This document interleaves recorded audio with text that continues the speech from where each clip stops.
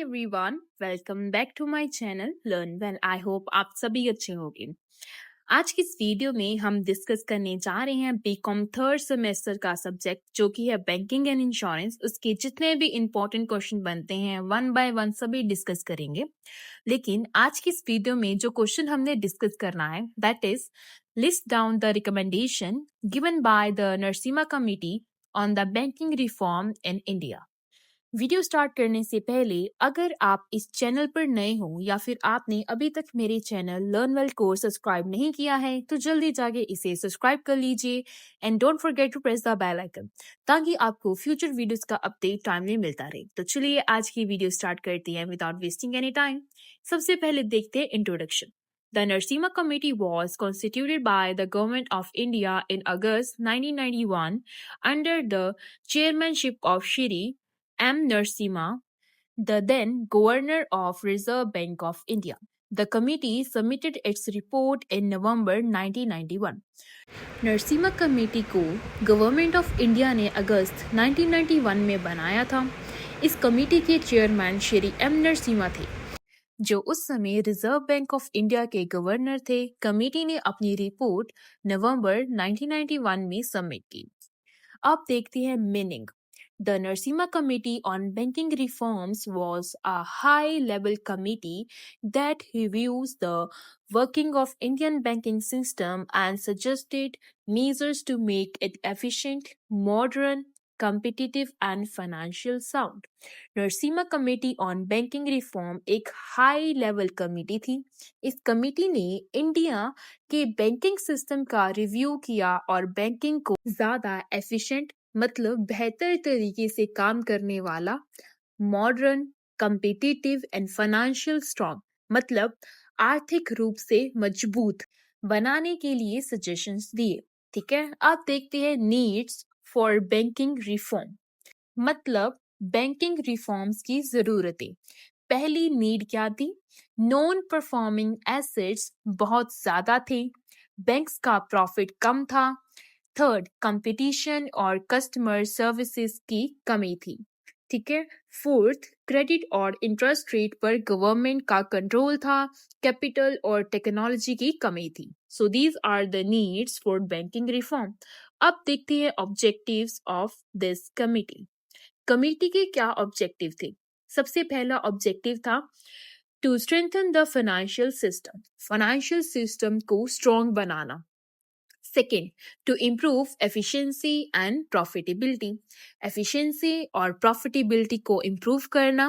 Third, to ensure adequate capital and liquidity, capital और liquidity को sufficient रखना। Next, government का इंटरफेरेंस कम करना। And the last is bank को कस्टमर ओरिएंटेड बनाना। ठीक है, so these are the objectives of this committee. अब देखते हैं डेफिनेशन बाय ऑथर। सबसे पहली डेफिनेशन दी है एम नरसिम्हा जो कि चेयरमैन थे। उन्होंने क्या बताया? Banking reform are the measures and the policies adopted to improve the efficiency, profitability and financial soundness of banks and to make them responsive to the needs of economy. Banking reform वो measures और policies हैं जो bank की efficiency, profitability और financial strength को improve करते हैं और उन्हें इकोनॉमी की ज़रूरतों के हिसाब से रिस्पॉन्सिव बनाते हैं। Second definition is given by reserve bank of India. Banking reform refers to the structural and prudential measures to strengthen the banking system and enhance its stability and competitiveness. Banking reform का मतलब structural और prudential measures लाना है ताकि banking system strong हो और उसकी stability और कॉम्पिटिटिवनेस बढ़े। Next, third definition is given by D.R. Gadgil. They are the changes introduced in the banking sector to remove weaknesses and to adapt to the liberalized economic environment. Banking reform banking sector में किए गए changes हैं जो उसकी कमियां दूर करते हैं और लिबरलाइज इकोनॉमी के हिसाब से उसको अडेप्ट करते हैं। So here now the main question started, that is list down the recommendation given by the Narasimha Committee on banking reform in India. सबसे पहला रिकमेंडेशन है recommendation related to regulation and supervision. Regulation और supervision से related recommendation क्या है? सबसे पहले है a board for financial supervision should be set up within RBI. RBI के अंदर बोर्ड फॉर फाइनेंशियल सुपरविजन बनाया जाना चाहिए। सेकेंड, आरबीआई को बैंक्स को रेगुलेट और सुपरवाइज करने के लिए ज्यादा ऑटोनॉमी मिलनी चाहिए। थर्ड, ऑन साइट और ऑफ साइट इंस्पेक्शन सिस्टम को स्ट्रॉन्ग बनाना चाहिए।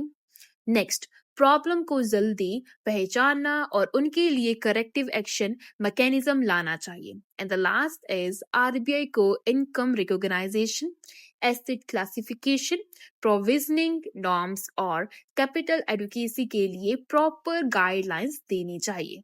इस रेगुलेशन रिकमेंडेशन के अंदर की इम्पैक्ट क्या था? Stronger regulation and supervision leads to improved financial stability and reduce risk in the banking system. Strong regulation और supervision की वजह से banking system ज़्यादा stable हुआ और risk कम हुआ।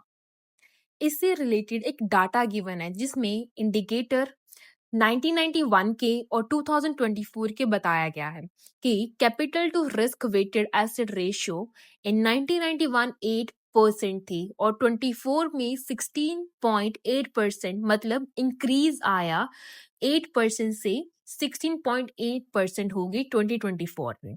सेकेंड, ग्रोस एनपीए रेशियो जो कि 1991 में 11.2 थी और 2024 में डिक्रीज होकर 2.8 हो गई। ठीक है।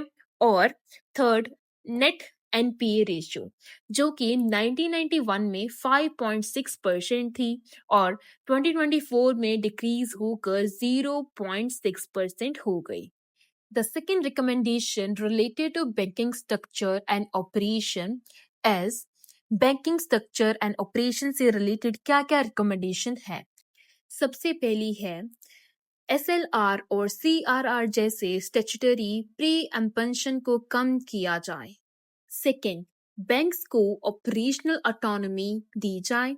थर्ड, इनपुट कंट्रोल की जगह प्रूडेंशियल रेगुलेशन को इम्पोर्टेंस दी जाए। नेक्स्ट, कंपटीशन को इंकरेज किया जाए और मोनोपोली को खत्म किया जाए। And the last is modern technology और मैनेजमेंट प्रैक्टिस को अडॉप्ट किया जाए। नाउ इसमें की इम्पैक्ट क्या था? बैंक्स ज्यादा एफिशिएंट, कम्पिटिटिव और कस्टमर ओरिएंटेड बन गए और सर्विसेज क्वालिटी इंप्रूव हुई। ठीक है। अब एक डाटा स्नैपशॉट देखते हैं जो कि 1991 में इंडिकेटर्स क्या थे और 2024 में क्या हो गए। जैसे कि सबसे पहला इंडिकेटर है शेड्यूल्ड कमर्शियल बैंक, 1991 में 87 और 2024 में डिक्रीज होकर 12% रह गए। ठीक है। और number of regional rural banks मतलब RRB जो कि 1991 में 196 थे और 2024 में डिक्रीज होकर 43 रह गए। ठीक है। बैंक ब्रांचेस इन इंडिया जो कि 1991 में 65,003 और जो कि 2024 में इंक्रीज होकर 1,60,000 प्लस हो गई है। ठीक है। ATMs इन इंडिया जो कि 1991 में ओनली 3,000 थे। ठीक है। बट 2024 में 2,10,000 प्लस ATMs इंडिया में है अब। ठीक है। The third recommendation is recommendation related to prudential norms and financial management. Prudential norm और financial management से related क्या क्या recommendation थी? सबसे पहले है proper capital adequacy norms maintain किए जाएं। Second, income recognition, asset classification और provisioning norms introduce किए जाएं। Third, better credit appraisal और monitoring के through NPA कम किया जाए। Next, follows transparent accounting and audit standard. Transparent accounting और audit standard follow किए जाए। In the last, improve profitability and cost management. Profitability और cost management को improve किया जाए। की impact क्या था इसमें? इस रिकमेंडेशन के आने से बैंक की एसेट क्वालिटी, प्रॉफिटेबिलिटी और फाइनेंशियल हेल्थ में इंप्रूवमेंट आया। अब देखते हैं डाटा स्नैपशॉट इन 1991 वर्सेस 2024। सबसे पहला इंडिकेटर है रिटर्न ऑन एसेट। 1991 में ओनली 0.3% था। लेकिन 2024 में इंक्रीज होकर 1.1% हो गया। रिटर्न ऑन इक्विटी जो कि 1991 में 3.9% थी, लेकिन 2024 में इंक्रीज होकर 13.2% हो गई।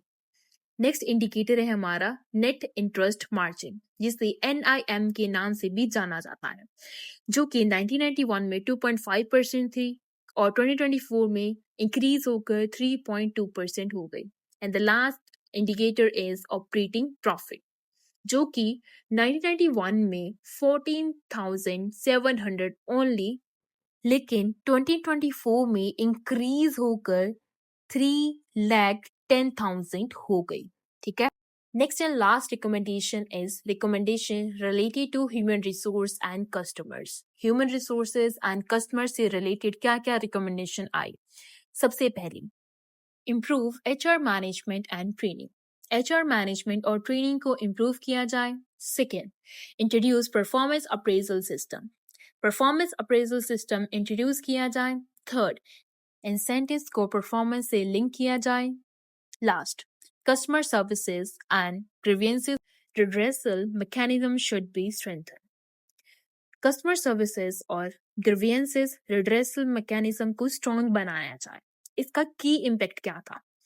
बेहतर ह्यूमन रिसोर्स मैनेजमेंट और कस्टमर सेटिस्फेक्शन की वजह से पब्लिक का कॉन्फिडेंस बैंकिंग सिस्टम पर और ज्यादा स्ट्रॉन्ग हुआ। At last, conclusion, the recommendation of the Narasimha committee laid to the foundation for the modern banking in India. These recommendations improved efficiency, strengthened regulation, reduced NPA, and increased profitability.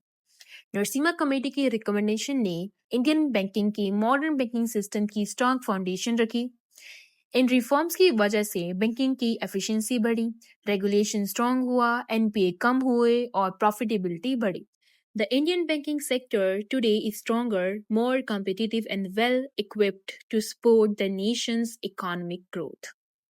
आज के India banking sector पहले से ज्यादा strong, competitive और efficient है और देश की इकोनॉमिक डेवलपमेंट और इकोनॉमिक ग्रोथ को सपोर्ट करने के लिए अच्छी तरह तैयार है। ठीक है। एक इम्पॉर्टेंट टिप आपको बताती हूँ, अगर आपने क्वेश्चन को स्टार्ट करना है या एंड करना है, उसको स्टार्ट करने से पहले या फिर एंड करने के बाद एक कोट लिखना बहुत जरूरी है। इससे क्या होगा? अच्छे नंबर आने के चांसेस और ज्यादा बढ़ जाते हैं। ठीक है। इसके रिलेटेड अब जो हमने क्वेश्चन डिस्कस किया है उसके रिलेटेड क्या कोट हम लिखेंगे? The quote related to this question is, reforms are the stepping stone to a stronger and more resilient banking system. इस कोट का मतलब क्या है? रिफॉर्म्स एक स्ट्रॉन्ग और ज्यादा रेजिलियंट बैंकिंग सिस्टम की तरफ बढ़ने का पहला कदम होता है। ठीक है। इस पूरे क्वेश्चन हमने क्या क्या डिस्कस किया? नरसिम्हा कमेटी की 4 मेन रिकमेंडेशन है, जो कि क्या है? सबसे पहली, रेगुलेशन एंड सुपरविजन, RBI को स्ट्रॉन्ग बनाना और BFS बनाना। ठीक है। सेकेंड रिकमेंडेशन क्या थी? बैंकिंग स्ट्रक्चर एंड ऑपरेशन, मतलब SLR और CRR कम, कॉम्पिटिटिव और टेक्नोलॉजी बढ़ना। Third, prudential norms and financial management, इसमें हमने क्या डिस्कस किया? Capital adequacy, NPA control, accounting और ऑडिट इंप्रूवमेंट। ठीक है। फोर्थ रिकमेंडेशन क्या थी? ह्यूमन रिसोर्स एंड कस्टमर के related, HR training, performance based incentives और better customer services. So this is all about today's topic. I hope आपको ये question बिल्कुल समझ आ गया होगा। अगर आपको ये वीडियो अच्छी लगी हो तो इसे लाइक कर देना, ज्यादा से ज्यादा अपने दोस्तों के साथ शेयर कर देना और मेरे चैनल को अगर आपने अभी तक सब्सक्राइब नहीं किया है तो जल्दी जाके इसे सब्सक्राइब कर लेना and don't forget to press the bell icon, ताकि आपको फ्यूचर वीडियोस का अपडेट टाइमली मिलता रहे। मिलते हैं नेक्स्ट वीडियो में एक नए टॉपिक के साथ। Until then, keep learning, keep growing only with Learn Well.